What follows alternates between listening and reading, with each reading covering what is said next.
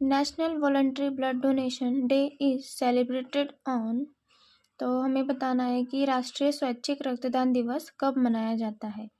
तो इसके ऑप्शन है A 1 April, B 1 July, C 1 October and D 1 December. तो इसका करेक्ट आंसर होगा option C 1 October. Normal adult haemoglobin is. तो यह क्वेश्चन एचबी के रिलेटेड है। तो सबको पता ही होगा कि मेल एंड फीमेल के हीमोग्लोबिन कितना होता है। बेसिकली मैन का होता है 13 to 17 ग्राम पर डेसीलीटर एंड फीमेल का होता है 12 to 15 ग्राम पर डेसीलीटर। तो इसके ऑप्शन है A haemoglobin A, B haemoglobin C, C haemoglobin F and D haemoglobin S. तो इसका करेक्ट आंसर होगा ऑप्शन ए हीमोग्लोबिन ए। तो जो हीमोग्लोबिन ए होता है इसमें अल्फ़ा बीटा होते हैं, दोनों मिलाकर दो दो चैन बनाते हैं, जैसे कि alpha 2 and beta 2। Blood collected in CPDA anticoagulant preservative solution can be stored for the period। तो फर्स्ट ऑफ ऑल आपको CPDA का फुल फॉर्म पता होना चाहिए कि क्या होता है। तो CPDA का फुल फॉर्म है साइट्रेट फॉस्फेट डेक्सट्रोज एडेनिन। तो यह एक एंटीकोआगुलेंट है जिसमें हम ब्लड को स्टोर करते हैं। तो उसका हमको बताना है कि उसके कितने डेज तक हम ब्लड को स्टोर करके रख सकते हैं। तो इसके ऑप्शंस है A 21 days, B 28 days, C 35 days and D 42 days. तो इसका करेक्ट आंसर होगा ऑप्शन सी 35 डेज। तो हम ब्लड को 35 डेज तक स्टोर करके रख सकते हैं, किसमें CPDA में। तो यह किसके लिए यूज़ होता है, ब्लड ट्रांसफ्यूजन के लिए यूज़ करते हैं। Red blood cells have a life span of. तो हमें बताना है कि रेड ब्लड सेल की जीवन अवधि कितनी है, मतलब कितने टाइम तक वो जिंदा रहते हैं। तो इसके ऑप्शन है A 80 days, B 100 days, C 120 days and D 150 days. तो इसका करेक्ट आंसर होगा ऑप्शन सी 120 डेज। तो ये हमारे बॉडी में 120 डेज तक रहते हैं, उनका लाइफ स्पेन 120 डेज का होता है। Blood components are prepared by the principle of. तो हमसे पूछा गया है कि ब्लड के कंपोनेंट्स को किस सिद्धांतों द्वारा प्रिपेयर्ड किया जाता है।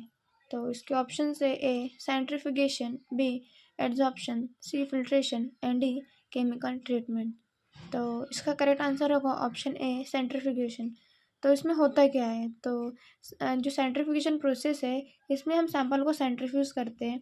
तो सेंट्रीफ्यूज जब करते हैं तो उसमें का जो सैंपल ब्लड का सैंपल होता है वो उसमें से जो अपने डेंसिटी के हिसाब से वो सेटल डाउन हो जाते हैं, जैसे कि प्लाज्मा ऊपर आ जाता है, WBC एंड प्लेटलेट्स मिडल में आ जाते हैं और RBC जो रहता है वो नीचे सेटल हो जाते हैं। Washing of red cells is done by. तो इसके ऑप्शन है A 5% of dextrose, B Ringer's lactate, C normal saline and D double distilled water.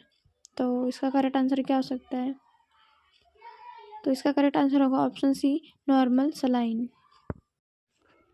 Liquid portion of blood after a clot is form is called as.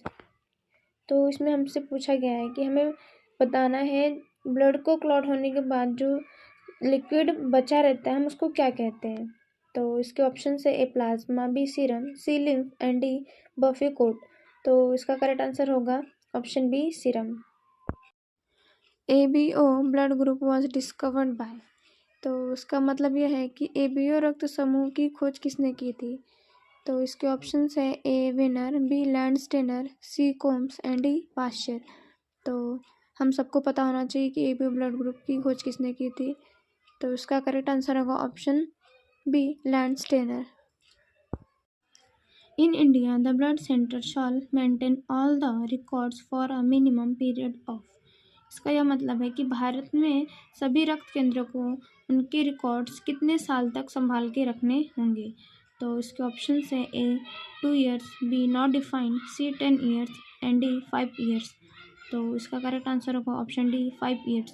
मतलब सभी रक्त केंद्रों को 5 साल तक अपने सभी रिकॉर्ड्स को बनाए रखने हैं। Which of the following hepatitis virus can be transmitted by sexual route? तो इसके ऑप्शंस है A hepatitis A virus, B hepatitis C virus, C hepatitis E virus and D all of the above root. तो इसका correct answer होगा option B hepatitis C virus.